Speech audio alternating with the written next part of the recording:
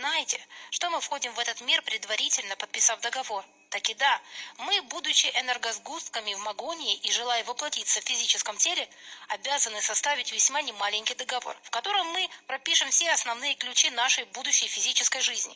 В этот договор будет внесено, когда и в какой семье мы родимся, как будут относиться к нам родители, как будут строиться взаимоотношения в детском саду, в школе, со сверстниками, получим ли мы образование и какой отрасли, в каком коллективе мы будем работать, как будут складываться наши отношения в коллективе, кто у нас будет начальником и так далее и тому подобное. Более того, у каждого из нас в договоре прописаны определенные задачи, сугубо индивидуальные, которые мы должны выполнить в каждом воплощении, и уроки, которые должны пройти.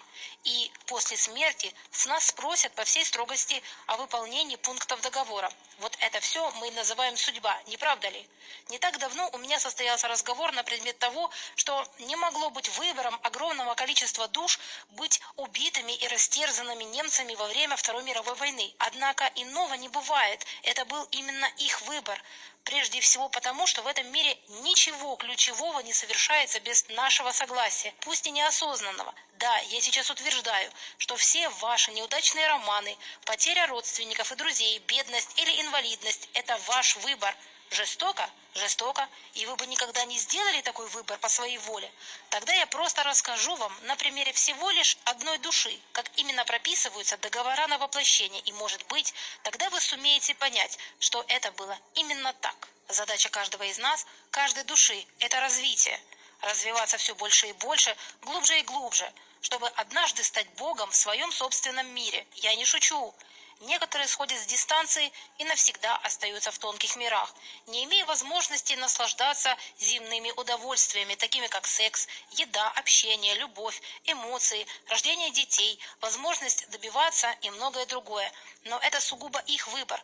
Представьте себе, что у одного энного человека в договор души было прописано, что он становится видящим на определенном этапе своей жизни. И вот он, будучи видящим магом, хорошо понимает, что его задача в этом воплощении стать подушкой для битья многих из тех, кого он обидел в прошлых воплощениях. То есть он должен стать магом и терпеливо сносить всю боль и унижение, приносимые ему другими людьми, не смея их за это даже винить. Но он делает другой выбор.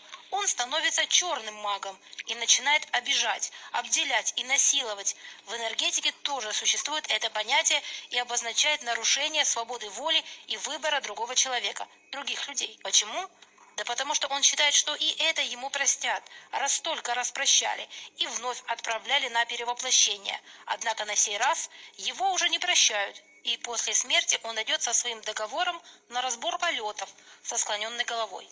Когда высшие понимают, что договор души был нарушен слишком критично, и человек-душа не желает меняться, то ему предлагают варианты дальнейшего его существования. Первое. Ты умираешь. Раз и навсегда. Будучи душой, тебя просто распыляют. Все. На эту меру идут предельно редко и зачастую именно по просьбе души. Второе. Ты отправляешься в ад, и 400 лет будешь их прислугой. Они будут пить с тебя соки, будут гонять, тебя не будут кормить и так далее и тому подобное. Третье. Ты идешь на воплощение и там попадаешь в концлагерь, где тебя будут мучить, избивать, морить голодом, после чего тебя выкинет родная страна, и всю оставшуюся жизнь ты будешь скитаться по подворотням едва живым. Этот человек наверняка выберет воплощение, и как бы больно и плохо ему не было, это его выбор. А чего бы тогда не выбрать ад? Наверняка спросите вы. Пусть и 400 лет, но хоть не вживую же. Ой ли, дорогие мои, наша душа самое живое, что в нас есть. Представьте, что это не душу, а вас сегодняшнего физического закинули в ад. Вас там могут ткнуть колом из горячего железа, просто ради шутки. Могут пинать копытами, сделав из вас футбольный мяч. Могут грызть ваше тело, откусывая куски и наслаждаясь вашей болью. Вы раб. И да, вы не сможете умереть, даже если очень захотите. Так что вы еще уверены в том, что лучше душу в ад, чем тело в концлагерь? Вернемся к пунктам договора. Итак, в нем прописываются, в какой точке Земли вы родитесь, страна, город, время. В какой семье вы родитесь, полная, неполная, пьющие родители или воцерковленные, в бедности или в роскоши, ваши взаимоотношения с родителями, любовь в семье, понимание, принятие. ваше материальное благосостояние от рождения и до самой смерти, какое образование вы можете выбрать, профессиональные навыки, хобби. Обычно прописано несколько вариантов. С какими людьми вы встретитесь и в каких отношениях с ними будете. Имеются в виду общие понятия: любовники, супруги, родители, дети, учитель-ученик, знакомые, соседи и так далее. Сколько у вас будет детей или беременностей? Кого из близких и родных вы потеряете в процессе жизни и как?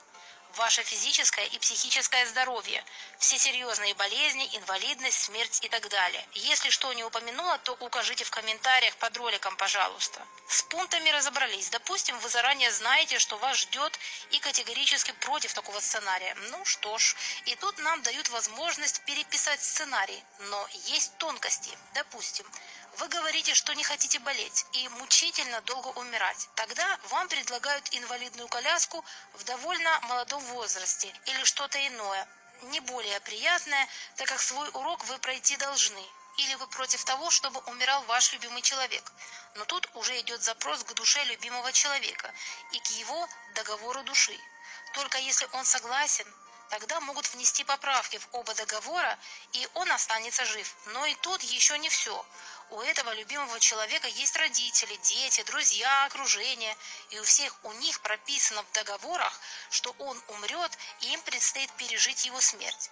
От них всех нужно также получить согласие, но даже если согласие получено, то их кто-то утешал после смерти центральной фигуры, и их тоже надо подозвать, чтобы внести изменения в их договора. То есть, вы понимаете, о чем я? Любое внесение изменения в договор души вызывает собой в огромнейшем слаженном организме Вселенной и этот сбой, как и множество других, вызванных нашими выходками на Земле, устраняют всевозможные светлые сути, которые стоят за нашими спинами и пристально глядят, чтобы детки чего-нибудь не нарушили.